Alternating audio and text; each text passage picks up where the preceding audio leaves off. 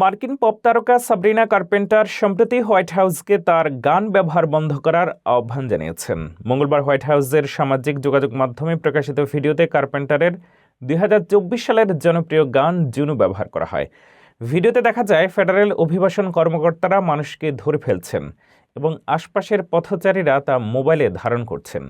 Sabrina এক্সে লিখেছেন, এই ভিডিওটি ভয়ঙ্কর ও ঘৃণ্য। আমাকে বা আমার গানকে তোমাদের অমানবিক উদ্দেশ্যে সফল করতে ব্যবহার করবে না। হোয়াইট হাউসের মুখপাত্র এবিগেইল জ্যাকসন জানিয়েছেন, ভিডিওটি বিপজ্জনক অপরাধী ও অবৈধ কার্যক্রমের বিরুদ্ধে সতর্কবার্তা হিসেবে তৈরি করা হয়েছে। এর আগে নীল ইয়াং, দ্য রোলিং স্টোন সহ আরও অনেক শিল্পী ট্রাম্প প্রশাসনে তাদের গান ব্যবহারের বিষয়ে আপত্তি জানিয়েছেন। সাব্রিনার এই পদক্ষেপ সামাজিক ও রাজনৈতিক বিতর্ক উস্কে দিয়েছে, কারণ এটি ট্রাম্প প্রশাসনের আক্রমণাত্মক অভিবাসন নীতির বিরুদ্ধে শিল্পী সমাজের প্রতিক্রিয়ার প্রতীক হিসেবে দেখা হচ্ছে।